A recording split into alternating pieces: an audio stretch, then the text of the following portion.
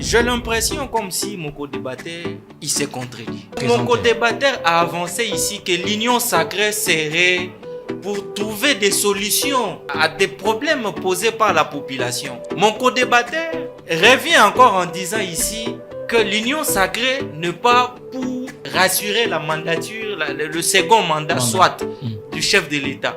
On nous a imposé, nous devons pouvoir l'accepter, la démocratie, sans que nous-mêmes nous puissions y réfléchir, penser comment est-ce que nous allons mettre cette démocratie-là en pratique. Allez-y comprendre, ce pays est par terre, pourquoi mon Dieu? Mais c'est inimaginable que dans un pays comme celui-ci, un pays souverain, un pays démocratique, que l'on puisse effectivement faire face à des situations pareilles. Avez-vous besoin d'un débat politique à la fois pédagogique et constructif sur la gestion du gouvernement, la politique, l'économie, l'éducation, la santé et l'enseignement pour un décryptage des faits, un décryptage sans parti pris? Je vous fixe un rendez-vous au plus près des dirigeants, au plus près de la population sur C24+.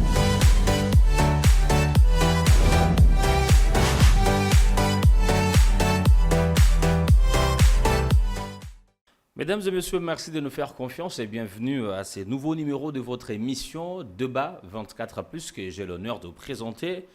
Et je reviens encore aujourd'hui avec une thématique très importante, une thématique très capitale. C'est notamment la question de la situation sécuritaire dans la partie est de la RDC et surtout et précisément dans la province du Nord Kivu. Et pour en parler, je reçois sur le plateau les députés provinciaux Emmanuel Ngarouye, à qui j'ai dit bonjour et bienvenue. Merci beaucoup, bonjour mon frère.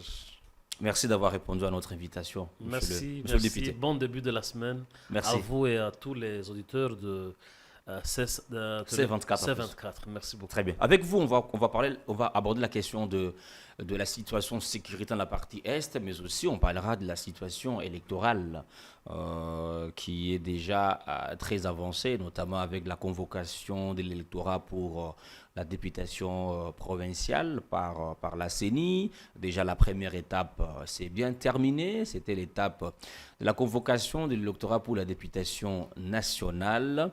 Et du coup, M. Emmanuel Ngarouye, comment se porte la province du Nord Kivu?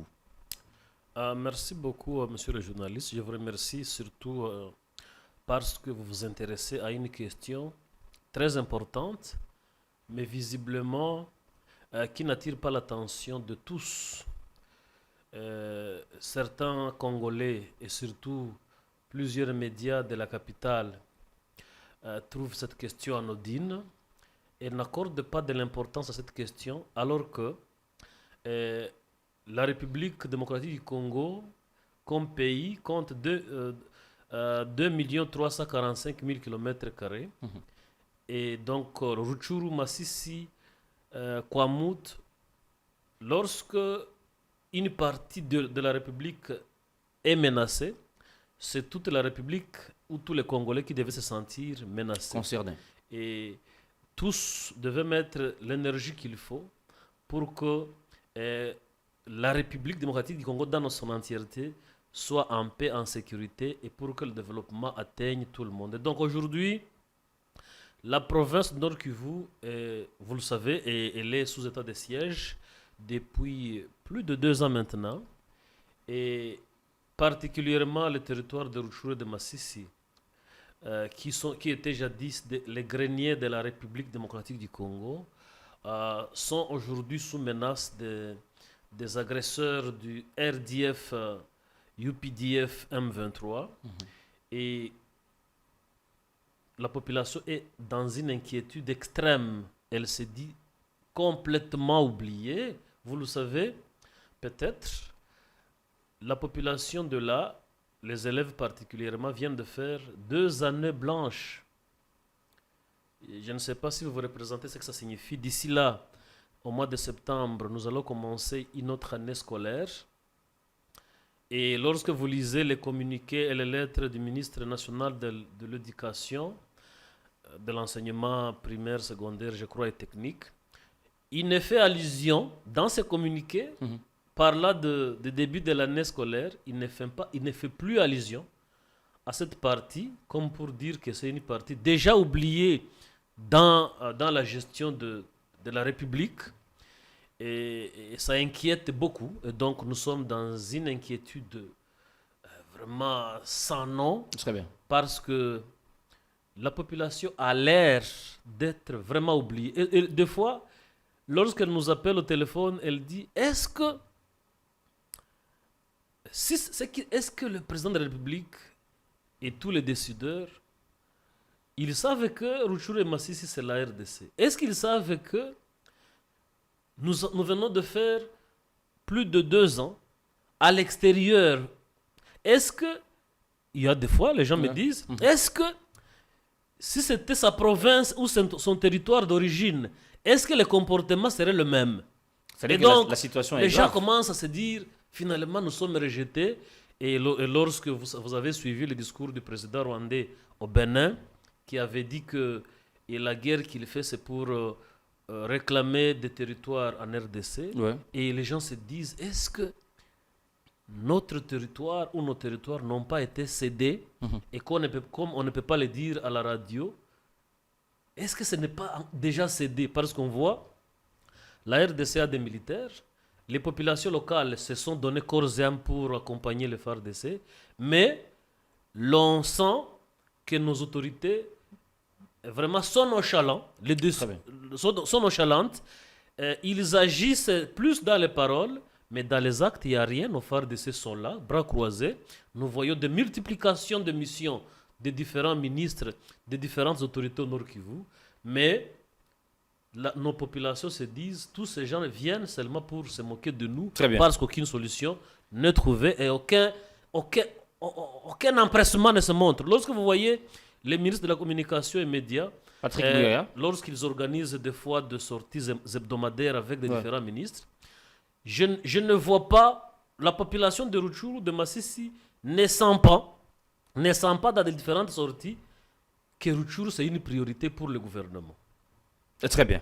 Honorable Emmanuel Ngarouillon, on va cheminer avec vous durant cette émission. Mais revenons au 9e jeu de la francophonie. Il y a eu un hommage vibrant rendu à toutes les victimes de la partie Est. Il y a eu un hommage rendu à toute la population qui traverse des moments difficiles dans la partie Est.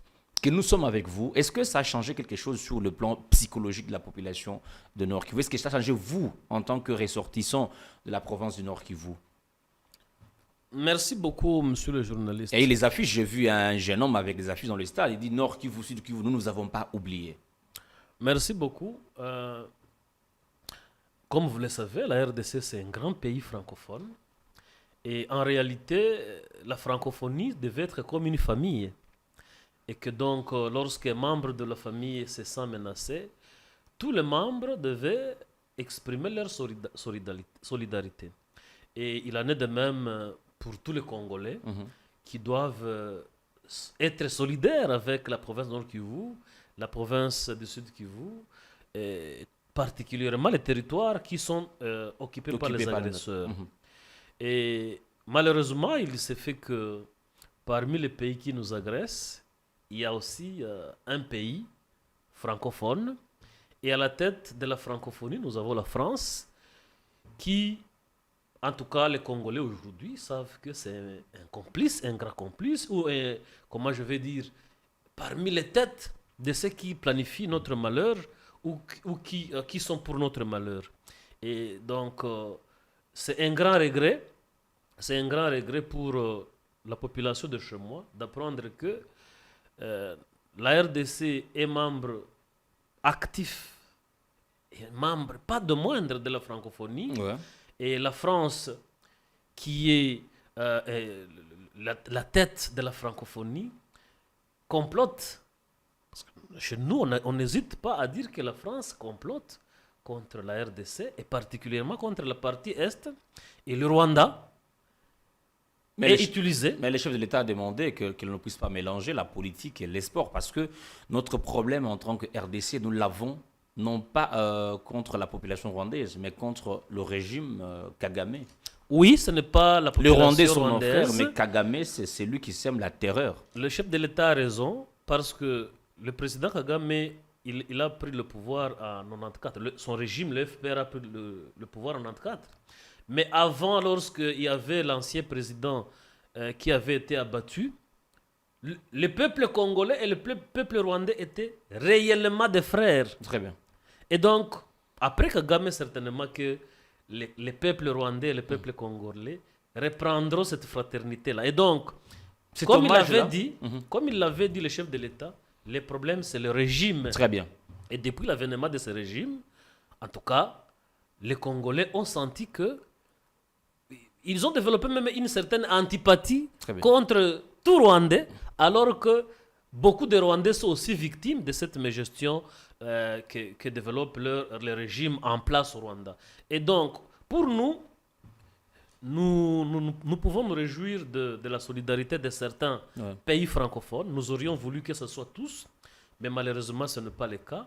Et lorsque vous avez un problème et que quelqu'un vienne exprimer sa compassion, bon, ça soulage quand même. Très bien. Et nous pensons par ailleurs que ça devait aller au-delà d'une simple compassion, sanctionner réellement les agresseurs et démontrer réellement que l'on est solidaire face à la misère que traverse cette population. Nous apprenons ce matin par les médias sociaux qu'à Nord Kivu, il y a eu un massacre des civils au village Marangara, excusez-moi si j'ai mal prononcé, à Tongo, dans le territoire de Rutshuru. On dit que l'œuvre est du M23. Selon la société civile, la population réclame la MONUSCO à la place de l'EAC parce que le massacre a eu lieu la nuit du 5 août au dimanche 6 août. Aujourd'hui, est-ce qu'il y a dans la partie Est, il y a des territoires occupés par le M23? Merci beaucoup, monsieur le journaliste. En fait, nous sommes vraiment la population vit le désarroi total. Et chaque jour qui passe, la population se dit réellement, est-ce que nous ne sommes pas abandonnés?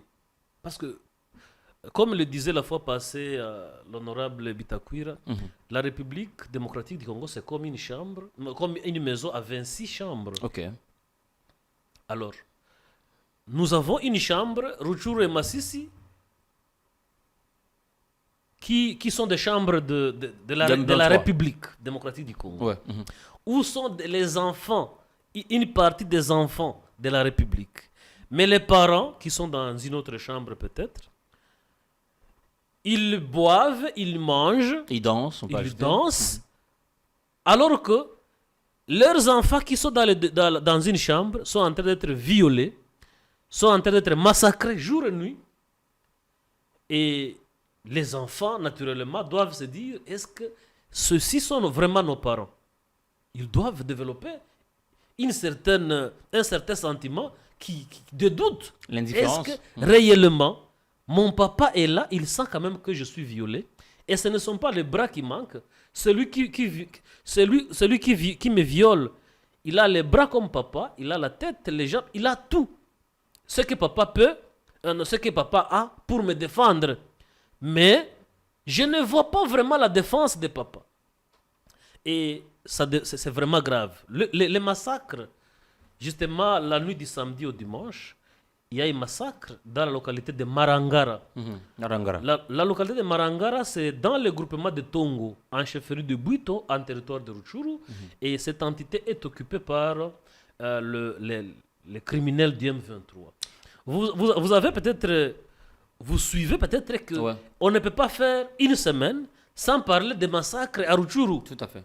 C'est soit dans les groupements de Tongo, vous avez suivi la fois passée à Bungushu, c'est soit dans les groupements de Bukombo, dans les groupements de Bishusha. Où nous apprenons que le M23 a même nommé des administrateurs de territoire. Oui, l'administration est là pour le M23. Vous avez même suivi les communiqués du 1er août. Le 1er août, où le M23, le secrétaire exécutif du M23 demande à tous les parents, n'est-ce pas, d'envoyer leurs enfants aux écoles. Le communiqué du 4 août, encore du même secrétaire exécutif du M23, qui demande aux parents d'envoyer les enfants à l'école parce qu'il n'y a plus à faire. Donc, ils considèrent que lorsque vous lisez le message, la population a tendance à se dire tout a été conclu et donc nous n'avons plus de recours. Et curieusement, vous le savez, depuis le mois de novembre 2021, la population a décidé de fuir les zones que capturaient les M23. La population s'est solidarisée avec les FARDC. La population a contribué par tous les moyens pour aider les FARDC. Et malheureusement, aujourd'hui, la population est devenue victime d'un dos de la farce. Et les autorités sont à Kinshasa. Nous avons une armée, nous avons un ministre de la Défense. Très bien. Et tous ces gens sont payés par les impôts et taxes de cette population. Mais malheureusement, en tout cas, aux yeux de la population, sans aucune importance. C'est qu'on retient que... Et donc, les massacres, comme vous venez de le dire, très bien. Ça se multiplie chaque jour. Et ça nous rappelle les années 1996-97. Lorsque vous arrivez à Feta Rutshuru, vous trouvez que c'est un territoire de fosses communes. C'est un territoire de fosses communes partout, dans tous les groupements. Et aujourd'hui, les mêmes acteurs, parce qu'en 96-97, c'est l'AFDEL, au niveau, après c'était le RCD et le CNDP, ce sont des successions de guerres, appuyées toujours, conçues, appuyées par le Rwanda et l'Ouganda. Et lorsqu'ils arrivent, c'est pour tuer la population locale, et sans aucune justice. Et la justice que nous avons toujours eu à trouver, c'est lorsque les criminels sont récompensés et les victimes n'ont que leurs yeux pour pleurer éternellement. Et donc c'est vraiment grave. J'ai compati avec ma population et je continue à penser que même si les hommes peuvent nous abandonner, Dieu ne nous abandonne pas. Les crimes ne resteront pas éternellement impunis. Très bien. Merci beaucoup. Honorable Emmanuel Ngarouye, je dois rappeler que vous êtes député provincial du Nord Kivu et aujourd'hui nous parlons de la question de la situation sécuritaire et la situation électorale dans cette partie du pays. Alors, on doit retenir qu'il y a des territoires qui sont sous occupation du M23. Le M23 a comme ça imposé la loi, fait la loi dans ces territoires. Je vais devoir demander à la technique de me passer une vidéo. C'est comme ça la déclaration de la jeunesse du territoire de Rutshuru lors de la célébration des journées mondiales de la jeunesse. C'était les 2 août. Et juste après, on revient pour faire un commentaire avec l'honorable Emmanuel Ngarouye. Du territoire de Rutshuru, victime des massacres commis en territoire de Rutshuru, Massissi, Nyiragongo, sous occupation du M23 RADF, adresse gouvernement congolais et ses partenaires nationaux et internationaux. Trop c'est trop. On en a marre de voir nos frères et ses parents tomber sous des coups de balle d'une agression injuste et injustifiée. Plus de 1500 personnes sont mortes en seulement des années et seulement une année et demie. C'est trop. L'état des innocents crée injustice. Avec de larmes aux yeux, le conseil territorial de la jeunesse de Rutshuru s'est accompagné par les jeunes de Nyiragongo, Massissi, ressortissants de ces 3 territoires déplacés victimes des atrocités par les M23 RADF et Serepa à Goma, Nyiragongo et une partie de Massissi. À raison de l'occupation de nos entités de résidence par les M23 RADF. Nous sommes venus en ce jour devant vous pour briser notre silence à rapport avec les crimes, massacres, viols et graves violations des droits de l'homme commis par les éléments du M23 et leurs alliés depuis que cette rébellion a surgi en novembre 2021. Convaincu que vous preniez toutes les dispositions utiles afin que les responsables soient connus et identifiés, répondre de leurs actes dans les juridictions nationales et internationales.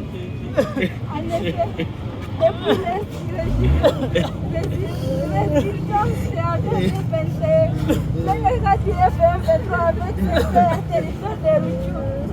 Alors que en 2013, le Conseil territorial de la jeunesse stratégie Rutshuru a enregistré près de 1500 civils et innocents tués par cette rébellion, dont les femmes, hommes, jeunes, vieillards et enfants. Plusieurs parmi ces victimes ont été tués lors des massacres de Massé à Rwanda qui Rwangu, Kibirizi, Bigengi, Dongo, Ruvumu, Rugari, Kinyanonyi, Kiseguro, Katale, Joba, Iruma, Ukongo, Bambo, Kishishe, Bishouche, Kishaoru. Merci beaucoup à la cabine technique. Je reviens à vous, honorable Ngarouye. Vous avez vu cette vidéo de la jeunesse qui dénonce, n'est-ce pas, la situation sécuritaire dans la partie Est, notamment avec le massacre. Les élèves ne partent plus à l'école, les enfants ne partent plus à l'école. Une vidéo qui fait couler de larmes. Est-ce que vous, dans votre position d'honorable député, quels sont les efforts fournis ou quelle est l'information que vous avez? Parce que vous occupez quand même une fonction, une haute fonction quand même dans votre province. Merci beaucoup, monsieur le journaliste. Les larmes ne tarissent pas. Comme je le disais tantôt, les massacres, c'est chaque jour. Les viols, c'est chaque jour. Alors, les larmes de la population ne tarissent pas. Et les agresseurs ne font que exciter la colère de la population en disant « Vous avez fait confiance à vos dirigeants, mais est-ce que vous ne remarquez pas que vous avez été abandonné ?» Et donc, ça, c'est le discours de l'ennemi. Oui, bien sûr, pour décourager tous ceux qui tiennent au patriotisme. Et finalement, ça commence à passer parce que les gens sont fatigués. Les gens sont fatigués. Vous avez bien sûr suivi, comme moi, cette vidéo de la jeunesse. Une jeunesse est sacrifiée. Parce que, écoutez, si aujourd'hui, quelqu'un vient de faire 2 ans sans aller à l'école, s'il était par exemple en 6e année primaire, mais il reviendra 3 ans après, très barbu, pour commencer la première année secondaire, encore que les systèmes éducatifs considèrent aussi les âges. Tout à fait. Et tout ce qui énerve, c'est le fait que Rutshuru et Masisi deviennent comme des brousses abandonnées. Les enfants du président sont en train d'étudier, les enfants des présidents de l'Assemblée nationale, du Sénat, les enfants des premiers ministres, des ministres, les enfants des députés nationaux, des députés provinciaux, des ADG sont en train d'étudier et les ministres de l'éducation font comme si toute la République est en train d'étudier. Je voudrais revenir sur un fait énervant. L'examen d'État de l'année passée, le ministre national de l'éducation a mis les tarifs pour que les enfants puissent passer l'examen d'État. Les enfants de Rutshuru et Masisi, pour certains enfants qui ont eu la chance de fuir en direction de Goma, parce qu'il y en a qui ont fui en direction de l'Ouganda, et il y en a carrément qui ont été pris en otage dans les entités contrôlées par les agresseurs. Mais ceux qui ont fui vers Goma ont été obligés de payer les frais pour passer les examens d'État. Quelle cruauté! À votre place, quelle irresponsabilité! Qu'est-ce qui serait fait à votre place? Un déplacé qui a fui la guerre, un déplacé qui se retrouve dans les camps de déplacés, à qui les gouvernements demandent, exigent de payer les frais pour passer l'examen d'État. Ça, c'est quelle gouvernance? Non, c'est très énervant. Ça signifie que les problèmes ne sont pas connus. Les ministres, s'ils pouvaient être les ministres de la République démocratique du Congo, y compris Rutshuru et Masisi, ils devaient sentir qu'il y a ces populations qui sont d'abord dans la vulnérabilité totale, une vulnérabilité imposée, qui ne mangent pas, qui ne boivent pas, qui n'ont pas où dormir. Et s'ils peuvent avoir ce courage de participer à l'examen d'État, ils devaient bénéficier de facilités. Une prise en charge. Curieusement, personne ne pense sur les étudiants qui sont des Rutshuru et de Masisi, qui étudiaient dans ces entités, ont fui. Les autres qui étudiaient à Goma, ils ont été obligés d'abandonner parce que ce sont les parents qui supportaient leurs études. Et aujourd'hui, la République est bouche bée par rapport à tous ces dossiers. Et donc, ça énerve beaucoup. Et les populations commencent à se dire, en tout cas, c'est Rutshuru et Masisi ont été cédés. Je sais que ce n'est pas le cas. Ouais. Je sais que ce n'est pas le cas. Je sais que le président de la République, il est au four et au moulin, mais le président serait aussi dévié dans sa bonne intention. Il serait dévié par plusieurs personnes infiltrées dans le système de la gouvernance depuis les années où les négociations étaient toujours le mode d'accession au pouvoir. Et donc, nous ne cessons d'apaiser nos populations, mais il arrive que vous n'êtes plus à mesure d'apaiser. Lorsqu'on vous dit, maintenant, en septembre, l'année scolaire commence, 3e année blanche. Ouais. Et lorsque le ministre national écrit Quand il fait son communiqué, il parle de la République du Congo, de la façon dont l'année va se dérouler, sans faire allusion à ces entités où la population a été obligée de fuir et en détresse. Lorsque la CENI fait son travail avec le ministère de l'Intérieur, elle vous oublie et une fois de plus. le gouvernement est là, le président est là, elle fait comme si de rien n'était, comme si toute la République est en paix. Et donc, vous sentez que la priorité aujourd'hui, elle est ailleurs. Tout le monde parle élection. Tout le monde parle, je vais passer pour le 2e mandat. Tout le monde parle, moi je serai candidat député national ou provincial. Alors que la République est vraiment agressée. Certaines personnes étaient en train de dire, non, quand même, il y a moyen de faire avec les AC.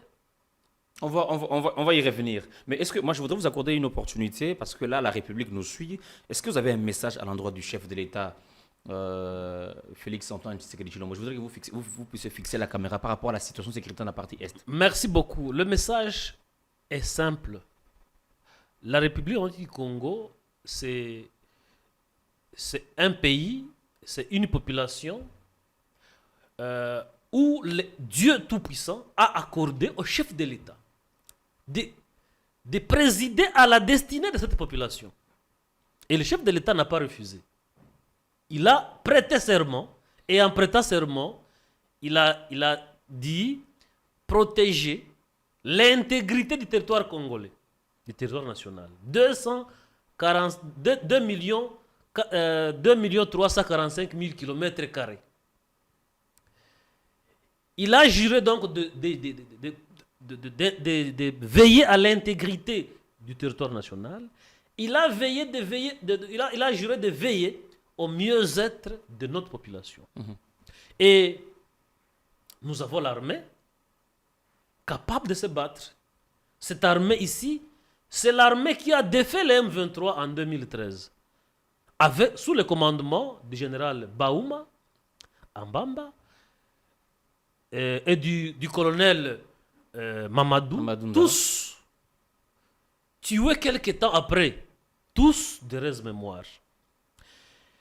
C'est la même armée que nous avons, mais nous n'avons pas les mêmes commandants. Et donc, le chef de l'État doit savoir compter d'abord sur la République démocratique du Congo, compter sur son armée, mais suivre chaque jour comment se déroule le commandement de cette armée. Parce que, écoutez, vous avez des militaires capables de se battre, mais vous les envoyez au front. Vous décaissez l'argent pour la ration, mais les militaires sont au front, ils n'ont pas à manger. Tous ces gens sont des criminels qui se cachent dans l'armée, mais le chef de l'État doit veiller sur ça pour que son armée produise les résultats escomptés. Très bien. Mais lorsque le commandement est mal conduit et que le chef de l'État semble dans l'inattention, ce commandant arrive à infliger à la République des défaites. Vous avez suivi, lorsque les agresseurs arrivent à 1 km, les FARDC qui sont à 10 km commencent à fuir. Sans guerre, ils laissent des chars de combat. Et tous ces gens sont en liberté. Tous ces commandants sont en liberté. La population du Nord Kivu, particulièrement celle de Rutshuru, de Masisi, je ne sais pas, de Lubero, ont décidé de se joindre aux FARDC. Vous avez suivi les affaires des jeunes patriotes, sans armement, mais ils ont infligé de lourdes pertes aux agresseurs, malgré que les commandants complices dans le FARDC faisaient tout pour que ces patriotes ne puissent pas bloquer, n'est-ce pas, les agresseurs. Et donc, le chef de l'État, il a 2 leviers importants.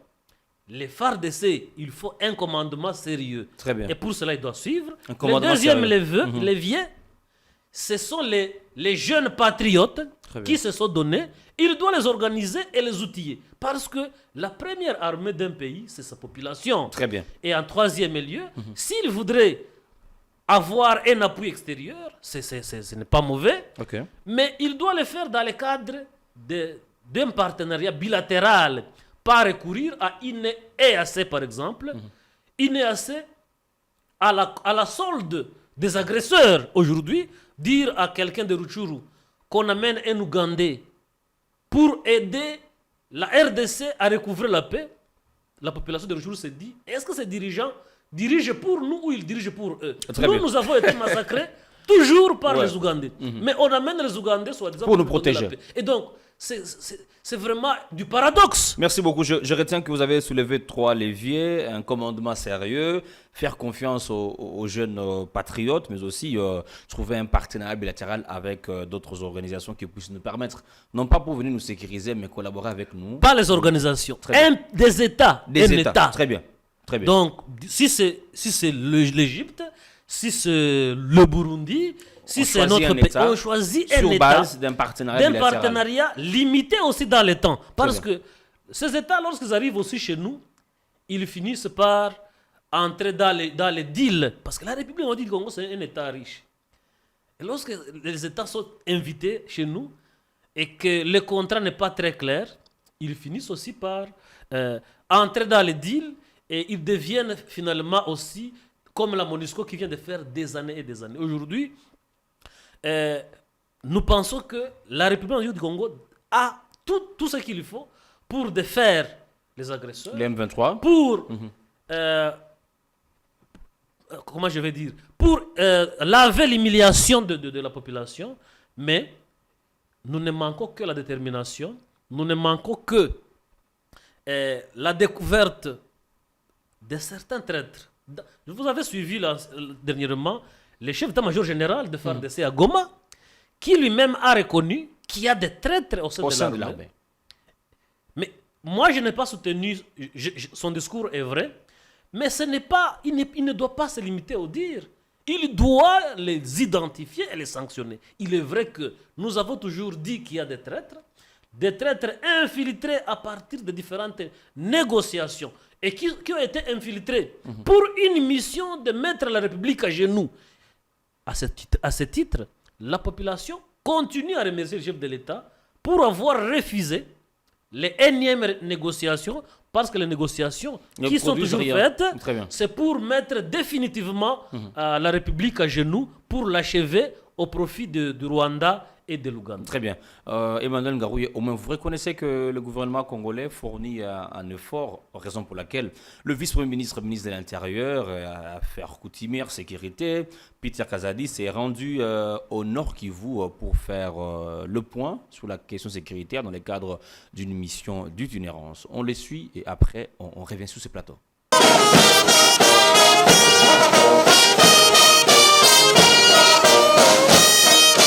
Le vice-premier ministre et ministre de l'Intérieur, Sécurité, Décentralisation et Affaires coutumières, M. Peter Kazadi Kankondé, a séjourné ce jeudi 3 août 2023 à Goma pour une mission qu'il mène dans la partie est de la RDC. Aussitôt arrivé, le patron de la sécurité en RDC a échangé avec le comité provincial de sécurité sur la situation de l'heure en province. Peter Kazadi a profité de l'occasion pour transmettre à la population le soutien du chef de l'État, Félix-Antoine Tshisekedi Tshilombo, suite à l'agression rwandaise.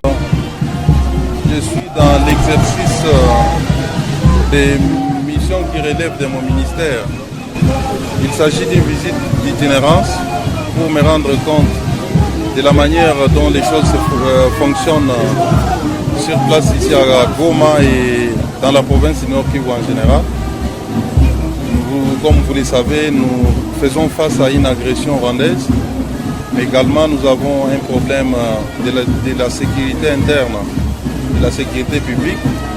Je viens pour échanger avec les gouverneurs généraux, avec les comités provinciaux de sécurité pour voir comment ça fonctionne, qu'est-ce qui marche pas. D'abord, les salutations et les encouragements du commandant suprême, son Excellence Félix-Antoine Tshisekedi Tshilombo, qui m'a mandaté. Qu'il soit rassuré du soutien qu'il apporte à tout notre peuple, soumis à des exactions de l'armée rwandaise et des différents groupes armés qui sèment la désolation et la mort dans nos populations. Le président de la République est de cœur avec notre population de cette partie de la République. Il a été accueilli à l'aéroport international de Goma par le gouverneur de province, le lieutenant général Constant Dima, accompagné des membres du comité provincial de sécurité. Rappelons que le vice-premier ministre et ministre de l'Intérieur provient d'une mission qu'il a conduite dans l'ancienne province orientale, notamment à Bunia et à Kisangani. Revenons sur ce plateau avec vous, honorable député Emmanuel Ngarouye. Vous avez suivi le VPM de l'Intérieur, Peter Kazadi. Est-ce que vous reconnaissez qu'il y a un effort qui est fait par le gouvernement et par l'armée, bien sûr? Merci beaucoup. Au front. Non, il n'y a pas d'effort de l'armée. L'armée a été obligée de mettre les mains en poche. Parce que nos populations sont régulièrement massacrées. Mais l'armée a toujours les mains en poche. Allez à Rutshuru, allez à Kibumba, donc allez partout, vous allez trouver. Mais pourtant, nous sommes pendant l'état de siège. Oui, et malheureusement... Est-ce que cet état n'a rien produit? Malheureusement, pendant l'état de siège, où les autorités désignées pendant l'état de siège, leur objectif, leur mission principale, c'est d'imposer la paix. Tout à fait. Mais on le voit au bureau en train de faire une administration, à côté de les camps de déplacés, et ils ne se gênent pas, ils font 1 mois, 2 mois, 1 année, et ils continuent à faire des messages à la radio disant qu'ils sont en train de faire des efforts, les efforts que la population ne voit pas. Et donc par rapport à l'armée, en tout cas, il n'y a aucun effort. Aujourd'hui, ça fait beaucoup d'années qu'on nous dit qu'ils sont en train d'observer le cessez-le-feu. Okay. Le cessez-le-feu. Alors que les agresseurs sont en train d'avancer et d'égorger nos populations. Qui est responsable de cette population? Est-ce que c'est le chef de l'État qui a reçu la responsabilité de garder cette population? Vous pensez que lorsque Peter Kazadi est arrivé à Goma, il n'est pas au courant qu'il y a des territoires qui sont occupés à l'M23? Et justement, c'est la grande question que la population se pose. Lorsque un ministre de l'Intérieur arrive à Goma, bon, le territoire de Rutshuru et de Masisi sont occupés, une part de Nyiragongo occupée. Bon, je ne sais pas ce qu'il vient faire.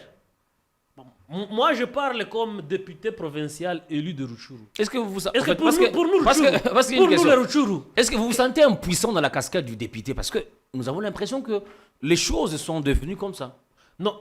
Moi, en tant que député provincial, d'abord, je suis en congé parce que chez nous, nous sommes pendant l'état de siège. Tout à fait. Mais la population m'a aussi élu pour élever sa voix. C'est ce que je suis en train de faire. Très bien. Le plaidoyer, les lobbying. Pour mais la mission de légiférer a été mise entre parenthèses.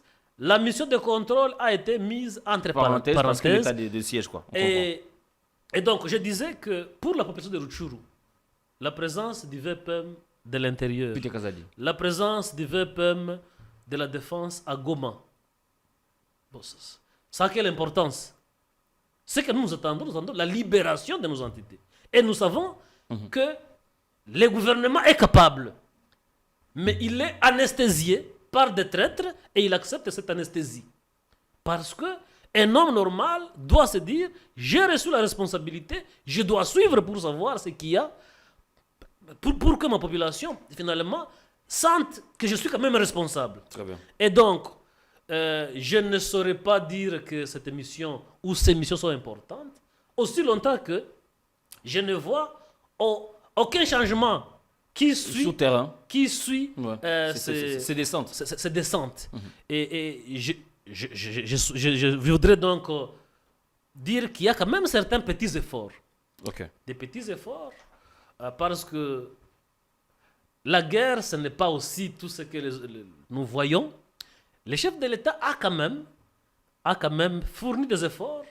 Les efforts de montrer à l'opinion nationale et internationale que les modes de résolution des conflits qui étaient souvent utilisés, c'était un mode qui n'aidait pas la République à long terme, notamment les négociations. Tout à fait. Et la population est parfaitement d'accord avec lui à ce sujet. Avec les chefs de l'État. Et tout le soutien aujourd'hui qu'il a chez nous dans le territoire de Rutshuru, c'est parce que justement, il a refusé cette négociation. Très bien. Malheureusement, la population continue à se dire, il ne doit pas se limiter par là.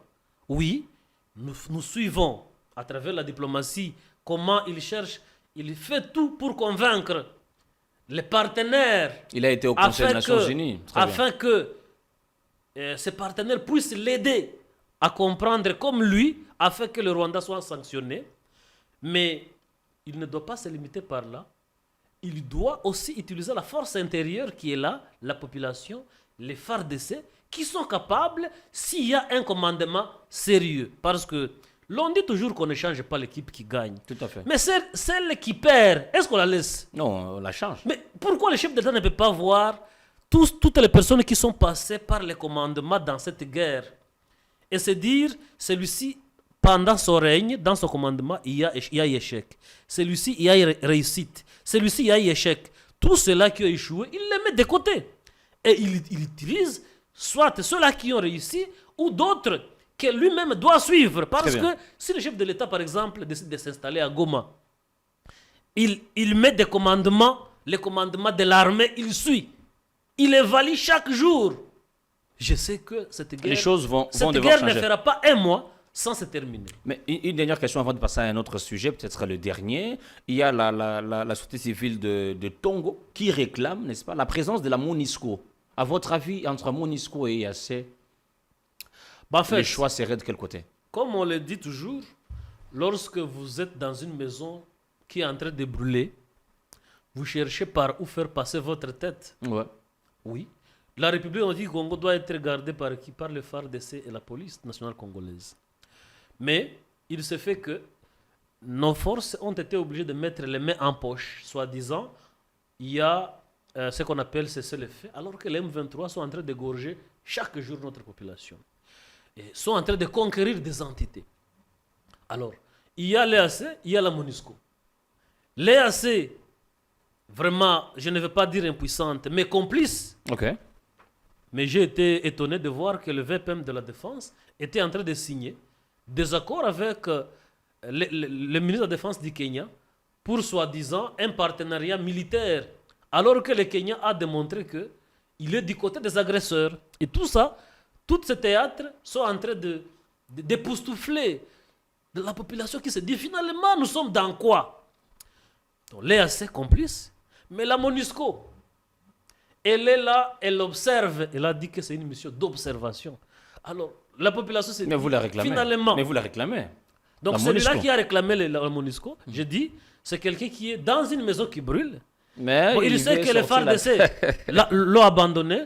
Il sait que l'EAC est là tout le temps, mais il n'intervient pas. Très il bien. pense peut-être que si le la mal. MONUSCO pouvait être là, Le mal nécessaire. peut-être, mais c'est quelqu'un qui ne sait plus sur quel sens vous. Il a perdu Et donc, l'espoir. Très c'est l'espoir perdu. Vous savez, lorsque quelqu'un est noyé, des fois il pense que même en prenant sur quelque chose qui flotte, peut-être ça va le sauver, alors que ce n'est pas le cas. Celui qui doit nous sauver, c'est la République du Congo, c'est le président de la République qui doit mettre les bouchées doubles et autoriser les FARDC à reprendre les hostilités. Je ne comprends rien lorsque certains déviationnistes disent que les FARDC ne sont pas en mesure de gagner cette guerre. Les FARDC sont en mesure de se ravitailler par avion, par de véhicules sur leur territoire. Ils ont des avions de chasse, mais ils se disent que des gens qui viennent avec des armes et munitions sur la tête sont en mesure de les mettre en déroute. C'est vraiment du cynisme. Donc pour vous, vous croyez, n'est-ce pas, à la force de notre armée. Vous croyez qu'on peut faire confiance à cette armée. Vous croyez qu'on peut doter cette armée du moyen nécessaire afin d'éradiquer l'insécurité dans la partie Est. je crois fermement. Très bien. Mais avec un commandement assaini. Un commandement sérieux. La logistique est là. Mais avec des commandants complices, l'armée, au front, manque à manger. Les ravitaillements causent des problèmes, alors que l'armement, les munitions sont là. Et tout ça, c'est acheté par les impôts et taxes de la population. Très bien. Malheureusement, déviés par ces criminels qui ont des responsabilités au sein de nos forces. Nous allons évoluer et nous prenons les derniers sujets qui va devoir nous départager. Les élections, on va parler élections, vous le savez certainement que les 3 territoires, notamment Kwamount, Massissi, Rutshuru, n'ont pas été concernés par l'enrôlement. Et en face de moi, j'ai un député provincial du Nord Kivu. Quelle est votre première lecture par rapport à cette décision de la CENI d'écarter les 3 territoires pour raison de sécurité? Merci beaucoup. Moi, je ne vais pas parler seulement élection, parce qu'il n'y a pas élection sans enrôlement. D'abord, à Rutshuru et Massissi, on n'a pas enrôlé les électeurs. On ne pouvait pas les enrôler parce que ce sont des territoires occupés par un pays voisin. Le Rwanda occupe ces entités. Le Rwanda et l'Ouganda occupent ces territoires. Et donc, la première chose à faire, c'est libérer nos entités pour que nos populations puissent rentrer dans leurs entités, se faire enrôler et puis passer à autre chose. Parce que, en fait, l'enrôlement n'a pas que pour objectif les élections. Parce que la carte d'électeur sert en même temps de carte pour citoyens. Alors, ces gens qui ne sont pas enrôlés, ils sont des citoyens de quel pays? Vous le savez, avec les guerres qui sont toujours chez nous, beaucoup de gens ont perdu même les anciennes cartes. Donc les gens sont là sans carte, sans identité. Alors, moi je crois que la CENI, je ne peux pas dire qu'elle a tort, mais bien sûr c'est un organe technique, c'est le gouvernement qui a tort. Le gouvernement doit mettre la CENI dans les conditions qui lui permettent de travailler. Oui, très bien. Donc aller à Rutshuru, enrôler les électeurs. Donc le gouvernement doit aménager des conditions qui permettent à la CENI d'aller à Rutshuru, organiser l'enrôlement et continuer avec le processus. Mais aujourd'hui, il se fait que Rutshuru et Massissi et même Kwamount sont un peu mis à l'écart. Mais si ces entités étaient mises à l'écart, alors qu'on observait des efforts du gouvernement de pouvoir libérer nos entités, nous devrions avoir de l'espoir. Mais aujourd'hui, nos entités sont mises de côté et nous ne voyons aucun effort pour libérer nos entités afin que nous puissions intégrer le processus avec les autres. Alors, nous pensions que le gouvernement devait autoriser à la CENI que le processus d'élection ne soit pas, comment je vais dire, décalé dans ces entités. Et si le gouvernement donc avait l'intention de libérer nos entités, il permettrait à ce qu'il y ait réception et traitement des candidatures de Rutshuru et de Massissi, même à Goma. Cela pouvait démontrer qu'il y a une volonté. Il y a une volonté et nous pouvons donc espérer que dans 3, 4, 5 mois, nous serons libérés. Mais lorsque le gouvernement autorise à la CENI de travailler et d'ignorer Rutshuru et Massissi, ça signifie que la population se dit, donc, la messe a été dite, nos entités ont été cédées. Et ça décourage énormément. Très bien. Et vous savez que dans les Rutshuru et Massissi, il y a même des entités qui ne sont pas sous contrôle des agresseurs. Je prends le groupement de Binza dans le territoire de Rutshuru. C'est le groupement le plus vaste et le plus peuplé. Il n'est pas occupé par les agresseurs. Mais les FARDC ont fui, ils ne sont pas là. La police n'y est pas et la population a été abandonnée entre les mains des bandits de tous bords. Et donc c'est inquiétant. Vous allez dans les différents groupements il y a des groupements de la chefferie de Bwito dans les Rutshuru qui ne sont pas aussi occupés par les agresseurs, mais qui ne sont pas aussi concernés par les activités de la République. Mais si c'est la même chose. Et donc moi je crois que la République devait se ressaisir. Le président devait fixer ses yeux dans les entités qui pleurent aujourd'hui. les premiers ministres devaient fixer les yeux dans les entités occupées aujourd'hui. Quelqu'un m'a appelé me dire, est-ce que le gouvernement de la République, au sein du gouvernement de la République, il y a aussi un ministère de la Défense? Ouais. J'ai dit oui, le ministère de la Défense existe. Qu'est-ce qu'il fait ce ministre? Bon, je n'ai pas eu de réponse. Donc c'est vraiment navrant. C'est inquiétant de constater qu'il y a des territoires occupés par le M23 et que le gouvernement, dans ce qu'il fait comme effort, on ne sent pas la volonté. On va prendre cet élément de M. Claude Ngoma. Il est cadre du parti politique Nouvel Élan. Il propose qu'avant d'écarter le territoire, il fallait une tripartite entre politique, société civile et l'Église afin de trouver les justes milieux. On les suit juste après et puis on revient. Les caractères d'inclusivité aux élections est d'une grande importance. Et donc, la CENI ne peut pas à elle seule décider de renvoyer à une date ultérieure les enrôlements dans les territoires de Kwamount, Massissi et Rutshuru pour des raisons d'insécurité. Alors que tous nous savons, cette CENI avait soulevé des contraintes, entre autres des contraintes sécuritaires, dont le gouvernement avait l'obligation de donner des solutions. Mais aujourd'hui, nous remarquons que le gouvernement n'a pas donné de solutions à cette question et que dans la partie orientale de notre pays, il n'y a pas à calmer. De ce fait, le parti Nouvel Élan exige une tripartite entre les parties prenantes. Les politiques, la société civile doivent se retrouver justement pour vider toutes ces questions qui émaillent le processus électoral et surtout cette question relative au renvoi des enrôlements dans les 3 territoires cités. Voilà, je reviens vers vous, Emmanuel Ngarouye. Ma question est de savoir, il fallait consulter la population avant d'écarter les 3 territoires du processus électoral, à votre avis? Bon, je ne sais pas, les Congolais ont déjà encaisser le syndrome de dialogue. Ouais, parce qu'il fallait dialoguer au fait. Dialoguer. Donc vous sentez que l'opposition parle de dialogue, l'église parle de dialogue. Dialogue pour arriver où? Les problèmes sont là, ils sont connus, les solutions sont là, elles sont connues. Et je crois qu'il ne manque que la volonté, parce que ce n'est pas le dialogue qui va apporter la volonté.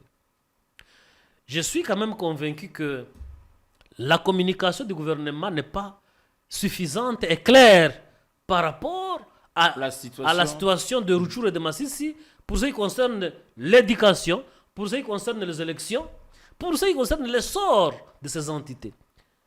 Je l'ai dit au départ, le ministre de la Communication, dans les sorties hebdomadaires que le gouvernement fait, je ne vois pas, on ne se concentre pas sur ce dossier. Par exemple, on programme un sujet où le ministre de la Communication et le ministre de l'Éducation, ils sont ensemble pour parler du sort de l'éducation dans les entités occupées par les agresseurs. Je n'ai jamais vu un tel sujet et donc les populations se disent finalement le gouvernement, est-ce qu'il pense à nous? Je n'ai jamais vu la communication par rapport, le gouvernement communique par rapport aux élections, à l'enrôlement dans ces entités. La communication n'est pas claire, elle est même insuffisante ou inexistante. Mais parler de dialogue, moi je ne vois pas. Les M23 parlent de dialogue, l'opposition parle de dialogue, l'église parle de dialogue. Certaines églises parlent de dialogue. Les dialogues pour arriver à quoi? Moi, je ne suis pas, et ma population ne croit pas en ces dialogues. Les dialogues pour arriver, parce que, en fait, vous savez que plusieurs personnes sont habituées à accéder à des promotions grâce au dialogue. Et au consensus, bien lorsque, sûr. par exemple, certains pensent qu'ils ne peuvent pas gagner les élections aussi, ils se disent peut-être à partir de dialogue, on peut obtenir que moi, je devienne ministre, ou mon frère, ou mon parti politique. Et ça, pour nous, ça devait être considéré comme dépassé. Plutôt, les autorités doivent faire mettre en application les responsabilités qu'elles les ont acceptées librement. Et l'histoire ne manquera pas de les juger. Très bien. Si elles continuent, les autorités continuent à croiser les bras et à ne pas exercer l'autorité qu'ils ont reçu de la population congolaise. Dernière question de notre entretien avant de nous séparer. À vous, le député Emmanuel Ngarouye. Comment vous êtes député? Oui, je sais que les élections vont intervenir, mais le territoire qui vous a élu a été écarté. En 2024, que serez-vous?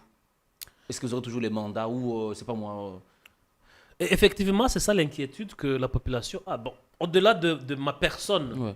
Vous nourrissez aussi la même inquiétude, en fait. Au-delà de ma personne. Vous voyez, après les élections, Rutshuru et Masisi écartés, l'Assemblée provinciale Nord Kivu va exister à Goma sans les députés de Rutshuru et de Masisi. Ça signifie Rutshuru c'est 7 députés, Masisi 7 députés.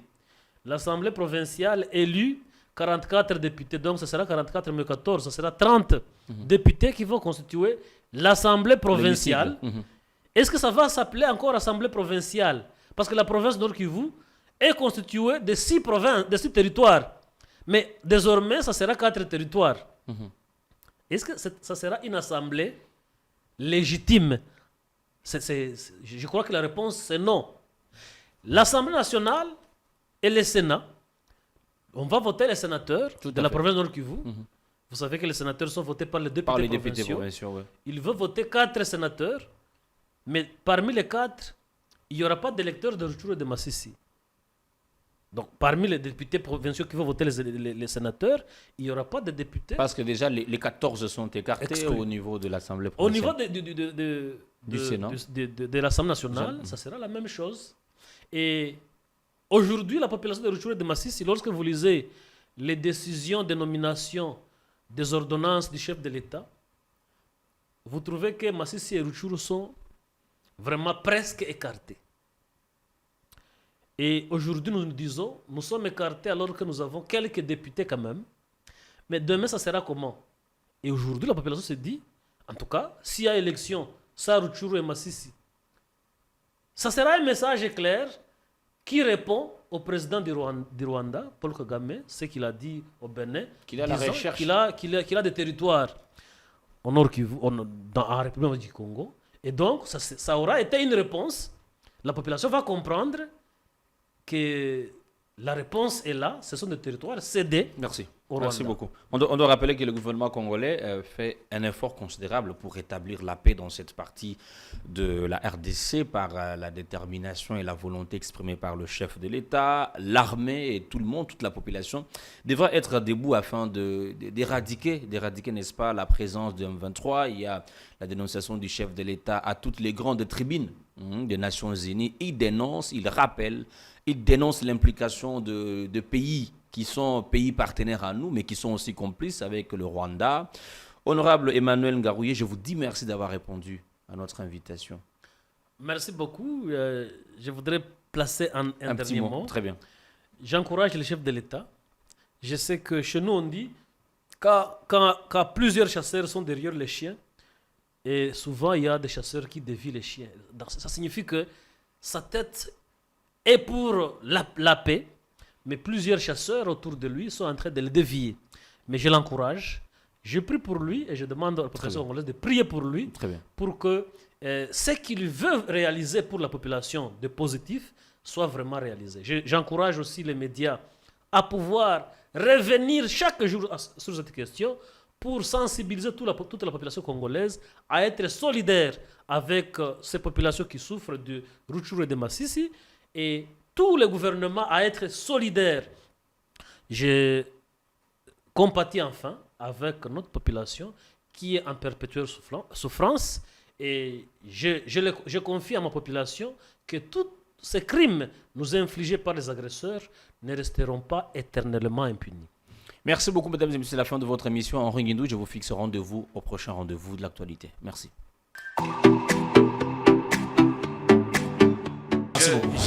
J'ai l'impression comme si mon co-débatteur, il s'est contredit. Mon co-débatteur a avancé ici que l'union sacrée serait pour trouver des solutions à des problèmes posés par la population. Mon co-débatteur revient encore en disant ici que l'union sacrée n'est pas pour rassurer la mandature, le second mandat soit du chef de l'État. On nous a imposé, nous devons pouvoir l'accepter, la démocratie, sans que nous-mêmes nous puissions y réfléchir, penser comment est-ce que nous allons mettre cette démocratie-là en pratique. Allez-y comprendre, ce pays est par terre, pourquoi mon Dieu? Mais c'est inimaginable que dans un pays comme celui-ci, un pays souverain, un pays démocratique, que l'on puisse effectivement faire face à des situations pareilles. Avez-vous besoin d'un débat politique à la fois pédagogique et constructif sur la gestion du gouvernement, la politique, l'économie, l'éducation, la santé, l'enseignement, pour un décryptage des faits, un décryptage sans parti pris? Je vous fixe un rendez-vous au plus près des dirigeants, au plus près de la population sur C24+.